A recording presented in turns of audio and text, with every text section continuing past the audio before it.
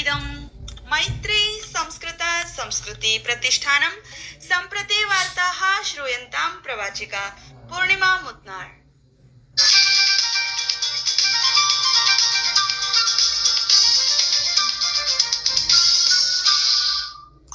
प्रधानमन्त्री नरेन्द्र मोदी प्रावोचत् यत् डिजिटल इंडिया अभियानेन शासनस्य परिभाषा परामर्शिता, नागरिकाणां सशक्तीकरणं विहितं, सहैव देशस्य समग्र विकासाय गतिः प्रदत्ता। अस्य अभियानस्य 11 वर्षाणां पूर्तौ प्रधानमन्त्रिणा प्रोक्तं यत् अनेन अभियानेन निर्धनाः शोषिताश्च जनाः सबलीकृताः, सहैव लक्षाधिकानां नागरिकाणां जीवनं परिवर्तितम्। सर्वकारस्य एषः डिजिटल इंडिया कार्यक्रमः 15,2000 अस्मिन्नेव दिने समारब्धः आसीत् इति उक्तवान्।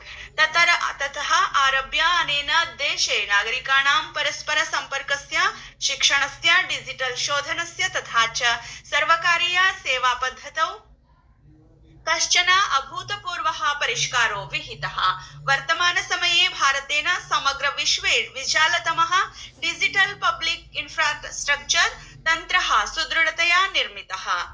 राष्ट्रपति पदासीना द्रौपदी मुर्मुः ह्यः यूनः प्रार्थितवती यत् ते 47,200 यावत् विकसित भारतस्य संकल्पं पूरयितुं पूर्ण समर्पणेन, सत्यनिष्ठया, दृढ नैतिक मौल्यश्च सह अग्रे वर्धयेयुः। अनन्तपुरे आन्ध्रप्रदेश केन्द्रीय विश्वविद्यालयस्य प्रथमे दीक्षान्त समारोहे मुख्य अतिथिरूपेण सम्बोधयन्ती राष्ट्रपतिः अवदत् यत् युवकानां ऊर्जा, प्रतिभा, कर्तव्यनिष्ठा च कस्यचिदपि समावेशिनः समृद्धस्य च राष्ट्रस्य निर्माणे निर्णायिक भूमिकां निर्वहिष्यति। विकसित भारत जी रामजी अधिनियमस्य 25,200 अंतर्गतं वर्धितानि पारमर्शिक मूल्यानि आधारभ्य समग्र देशे कार्यान्वितानि। ग्रामीण विकास मन्त्रालयेन प्रसारितायाः अधिसूचनायाः अनुसारं सर्वेषु राज्येषु केन्द्रशासित प्रदेशेषु च पारस्परिक अनुपातेषु श्लाघनीया वृद्धिः कृता। मन्त्रालयेन प्रोक्तं यत् प्रथमवारं प्रतिदिनं 300 रूप्यकाणां कश्चन अन्तरिम आधार पारिश्रमिक अनुपातः निर्धारितः। अनेन सुनिश्चयिष्यते यत् देशस्य कस्मिन्नपि भागे अधिसूचितः न्यूनतम पारिश्रमिकः अस्मात् स्तरात् अल्पं न भवेत्। केन्द्रीय मन्त्रिणौ शिवराज सिंह चौहानः, किरेन रिजिजू इत्येतौ अरुणाचल प्रदेशस्य मुख्यमन्त्रिणा पेमा खांडू इत्यमुना सह ह्यः द्वितीयदिनेऽपि राज्यस्य जलाप्लावेन प्रभावित क्षेत्राणाम् आकाशमार्गेण निरीक्षणं कृतवन्तौ। नवनियुक्तः सेनाध्यक्षः जनरल धीरज सेठ इत्येषः वर्धमान सुरक्षा वातावरणस्य समाह्वानानां निवारणाय सेनायाः आधुनिकीकरणस्य आवश्यकतायाः विषये अवधानं दत्तवान्। 31तम सेनाध्यक्षत्वेन कार्यभारं स्वीकृत्य ह्यः प्रसारमाध्यमान् सम्बोधयन् जनरल सेठः अधोरेखितवान् यत् भारतीय सेनायाः उद्देश्यं प्रविधियुतस्य भविष्यस्य कृते सज्जीभूतस्य सेनायाः निर्माणम् अस्ति।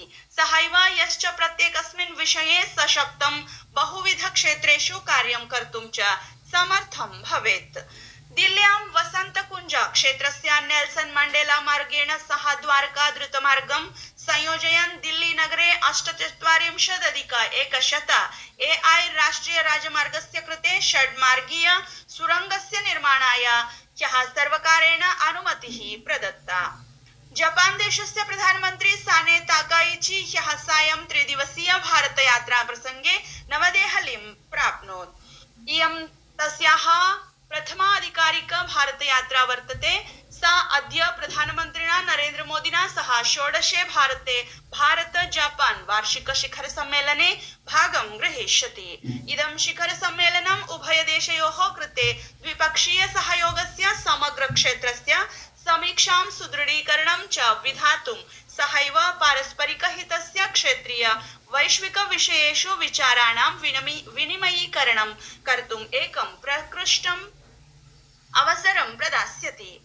भारतीय ऋतुविभागः अवदत् यत् आगामि दिनेषु दिल्ली, हरियाणा, चण्डीगढ़, पंजाब इत्येतेषु प्रदेशेषु दक्षिण-पश्चिम प्रावृट्कालः अग्रे गमिष्यति। आगामि दिनद्वयोः उत्तरप्रदेशे, बिहारे, उत्तराखण्डे, ओडिशा प्रदेशे, विदर्भ प्रदेशे च प्रचण्डः अतिवृष्टेः ऋतुविभागेन नारङ्गवर्णीया पूर्वसञ्चेतना प्रसारिता अस्ति। छत्तीसगढस्य तटीय कर्णाटकस्य पूर्वी मध्यप्रदेशस्य केरलं राज्यस्य माहे प्रदेशस्य कोङ्कण गोवा राज्ययोः दक्षिणान्तरिक कर्णाटकस्य च केषुचित् भागेषु अपि एतादृशी स्थितिः भवितुम् अर्हति। इति वार्ताः। धन्यवादाः।